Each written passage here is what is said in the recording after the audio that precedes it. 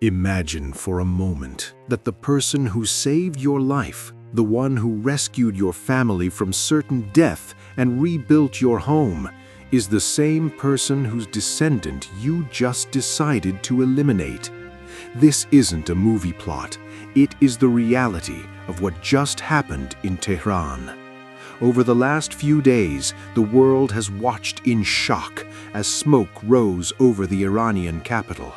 In a combined strike known as Operation Roaring Lion and Operation Epic Fury, American and Israeli forces did what many thought was impossible.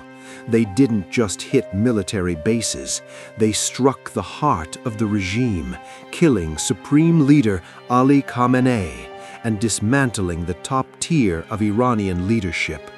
But while the news anchors talk about nuclear centrifuges and ballistic missiles, there is a much deeper, older story being written here, a story that goes back 2,500 years, because the land we now call Iran was once known as Persia. And in the pages of your Bible, the king of Persia wasn't Israel's enemy. He was their greatest hero. He was the man the prophet Isaiah called God's anointed one. How did we get from a Persian king being called a Messiah to an Iranian leader calling for the total destruction of the Jewish state? And could the bombs falling today be the final fulfillment of a 2,600-year-old prophecy found in the book of Jeremiah? Today, we go beyond the headlines. We are tracing the bloodline of a conflict that began in the courts of Cyrus the Great and is ending in the streets of modern-day Tehran. This is the Cyrus Prophecy. To understand why this week's events are so heavy with spiritual weight, we have to travel back to 539 BC. The Jewish people were in chains, exiled in Babylon. Their temple was a ruin. Their hope was gone. But then the unthinkable happened. The Persian Empire, led by Cyrus the Great, swept into Babylon. But Cyrus wasn't like the tyrants who came before him. Instead of enslaving the Jews, he did something that shocked the ancient world. He issued a decree. He told the Jews, "Go home, rebuild your temple, and I will pay for it." In the book of Ezra, chapter 1, we see this incredible moment where a pagan king becomes the instrument of God. But here is the kicker. 150 years before Cyrus was even born, the prophet Isaiah mentioned him by name. In Isaiah 45, God says, "I will go before you and will level the mountains, so that you may know that I am the Lord, the God of Israel, who summons you by name." For centuries, Persia and Israel were the ultimate allies. When Queen Esther risked her life to save her people, she did it in the heart of the Persian Empire, in Susa, a city in modern-day Iran. When Nehemiah rebuilt the walls of Jerusalem, he did it with the protection and funding of a Persian king. For the majority of human history, Iran and Israel were brothers. So what happened? When did the land of the Aryans become the little Satan's biggest nightmare? The shift didn't happen over centuries. It happened in a heartbeat.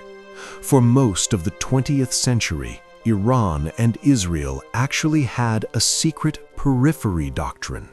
They worked together against common enemies. The Shah of Iran was a close ally of the West. Tehran was a cosmopolitan city where Jews, Christians, and Muslims lived in relative peace. But in 1979, the Islamic Revolution changed everything. The secular monarchy was replaced by a theocracy led by Ayatollah Khomeini. Suddenly, the biblical friendship was erased. The new regime didn't just want to lead Iran, they wanted to export a revolution. And at the center of that revolution was one goal: the eradication of Israel. Over the last 45 years, we've watched a shadow war play out. Proxies like Hezbollah and Hamas were funded with billions of Iranian rials. We watched the nuclear clock tick closer and closer to midnight. And we watched as the supreme leader, Ali Khamenei, used his platform to promise that Israel would not exist in 25 years. But he didn't count on February 2026. This brings us to the most chilling part of our story. While everyone is looking at the book of Revelation or Ezekiel 38, there is a specific prophecy in the book of Jeremiah that most people have completely overlooked. It's found in Jeremiah 49, verses 34 to 39. This is a prophecy against Elam. Now, geography is key here. Elam is the ancient name for the southwestern region of Iran, the exact location where Iran's most sensitive nuclear facilities and missile bases are located today. Listen to what Jeremiah says, "I will break the bow of Elam, the mainstay of their might. I will scatter the people of Elam to the four winds. I will set my throne in Elam and destroy her king and officials, declares the Lord." Look at the headlines from the last 72 hours. I will break the bow. The bow was the chief weapon of ancient Elam. Today, Iran's bow is its massive missile arsenal. In this week's strikes, that arsenal was decimated. I will destroy her king and officials. As of this recording, the supreme leader is dead. The IRGC command structure is in shambles. The king and the princes mentioned in the Bible are being removed from the map in real time. But the prophecy doesn't end in destruction. It ends in a promise. The final verse of Jeremiah's prophecy says, "Yet I will restore the fortunes of Elam in days to come." This is the part the news won't tell you. While the regime has been shouting death to Israel, the people of Iran have been experiencing something else entirely. Did you know that Iran currently has one of the fastest growing underground Christian churches in the entire world?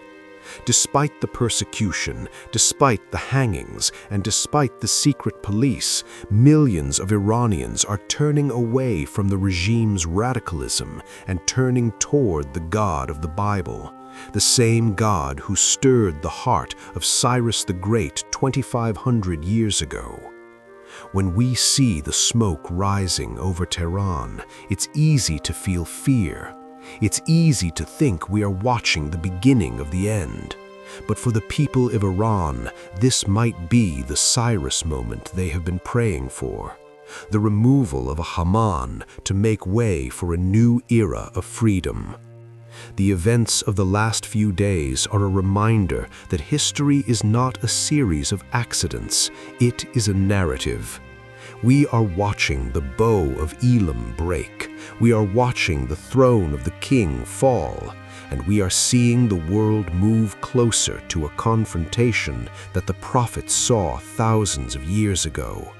The land of Iran is not just a place on a map. It is a land with a destiny. From the decrees of Cyrus to the strikes of 2026, the God of Israel is still speaking to the people of Persia. The question is this just another war, or are we watching the final pages of the Bible come to life? If you found this breakdown insightful, make sure to hit that subscribe button and join the Hokmah Journal community. We are committed to bringing you the biblical truth behind the world's biggest headlines. But I want to hear from you. Do you believe the death of Khamenei is the fulfillment of Jeremiah 49? Or is this the beginning of the war of Gog and Magog? Let me know your thoughts in the comments below. Stay grounded, stay watchful, and keep seeking the truth. I'll see you in the next video.